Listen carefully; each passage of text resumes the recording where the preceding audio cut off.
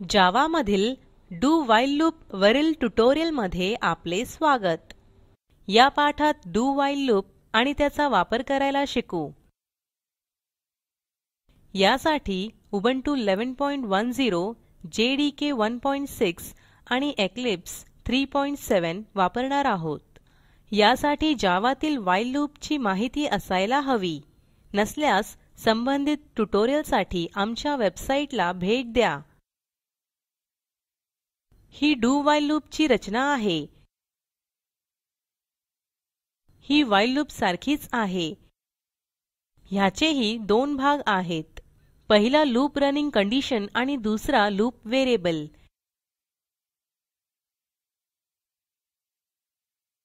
येथे डू ब्लॉकच्या नंतर कंडिशन लिहिली जाते एवढाच फरक आहे.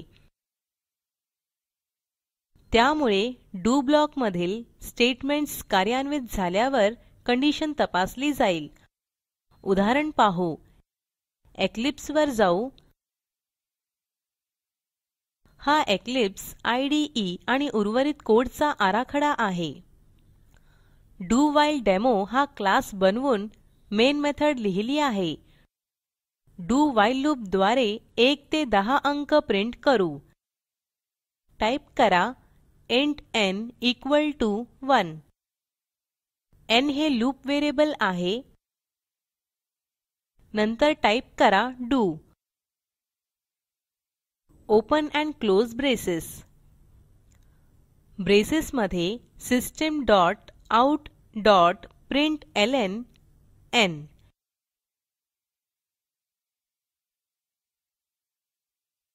n ची व्हॅल्यू प्रिंट झाल्यावर ती 1 ने वाढू. त्यासाठी लिहा n equal to n plus 1. आपण हे n is less than or equal to 10 होईपर्यंत करू. ब्रेसेसच्या बाहेर टाइप करा व्हाईल कंसात n less than or equal to 10 आणि सेमिकोलॉन देऊन डू व्हाईल संपवा. हे कसे कार्य करते ते पाहू. सेव्ह करून कार्यान्वित करा.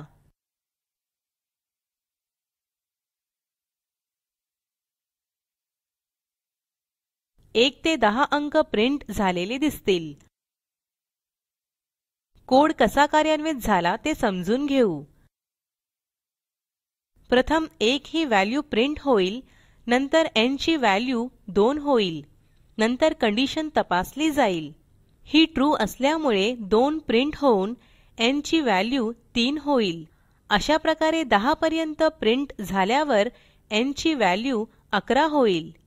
n इक्वल टू 11 होईल तेव्हा कंडिशन फॉल्स होऊन लूप थांबेल. 50 ते 40 पर्यंत अंक उतरत्या क्रमाने प्रिंट करू. 50 पासून सुरुवात करू. n इक्वल टू 1 च्या जागी n इक्वल टू 50 करा. मोठ्यापासून लहान संख्येपर्यंत लूपिंग असल्याने लूप व्हेरिएबल कमी करू. n equal to n plus 1 च्या जागी n equal to n minus 1 करा. n is greater than or equal to 40 होईपर्यंत आपण लूप करणार आहोत. कंडिशन बदलून n greater than or equal to 40 करा. आता आउटपुट पाहू. सेव्ह करून कार्यान्वित करा.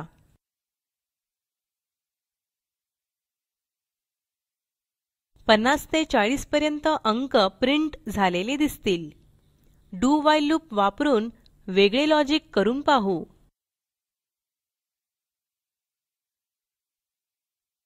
दिलेली संख्या पूर्ण वर्ग आहे की नाही ते तपासू. मेन मेथड मधील हा भाग काढून टाका. टाइप करा int n equal to 25. n ची व्हॅल्यू पूर्ण वर्ग आहे की नाही हे तपासणार आहोत. टाइप करा इंट x इक्वल टू 0. जर n पूर्ण वर्ग असेल तर त्याचे वर्गमूळ x मध्ये संचित होईल. टाइप करा डू. ओपन आणि क्लोज ब्रेसेस. ब्रेसेस मध्ये x equal to x plus 1 आणि ब्रेसेसच्या बाहेर व्हाईल कंसात x into x is less than n. आणि do while संपविण्यासाठी सेमिकोलॉन द्या. x into x is less than n असेल तोपर्यंत x ची व्हॅल्यू वाढत राहील. जेव्हा लूप थांबेल तेव्हा याच्या उलट कंडिशन ट्रू झालेली असेल. याचा अर्थ x into x equal to n आहे किंवा ते ग्रेटर दॅन n असेल. जर x into x is equal to n असेल तर तो पूर्ण वर्ग आहे. तसे नसेल तर तो पूर्ण वर्ग नाही. आपण कंडिशन प्रिंट करू.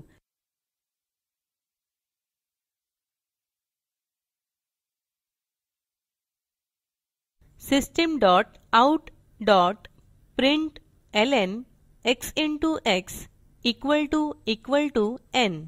हे कसे कार्य करते ते पाहू. सेव्ह करून कार्यान्वित करू. आउटपुट ट्रू दिसेल. पूर्ण वर्ग असलेली दुसरी संख्या पाहू.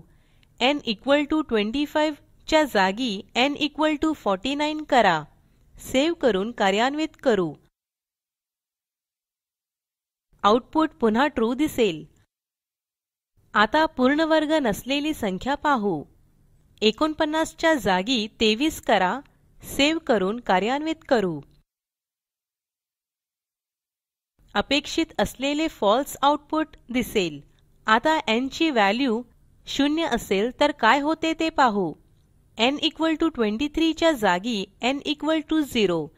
0 ही नैसर्गिक संख्या नाही त्यामुळे फॉल्स हे आउटपुट मिळेल. कोड कार्यान्वित करू. सेव्ह करून कार्यान्वित करू. अपेक्षित असलेले फॉल्स आउटपुट दिसेल. कारण आधी ही condition x into x is less than n तपासली जाईल आणि x ची व्हॅल्यू वाढून ती 1 होईल. लूप कंडिशन फॉल्स असल्यामुळे तो कार्यान्वित होणार नाही. आपण do while लूप वापरून 0 हा पूर्ण वर्ग नसल्याची खात्री केली. अशा प्रकारे do while लूप द्वारे विविध प्रॉब्लेम्स सोडवता येतात. विशेषतः जेव्हा लूप एकदा तरी कार्यान्वित होणे गरजेचे असते. आपण अंतिम टप्प्यात आलो आहोत. आपण शिकलो do while लूप आणि त्याचा वापर. पुढे दिलेली असाइनमेंट करा. दिलेल्या बायनरी संख्याचे समतुल्य दशमान शोधा.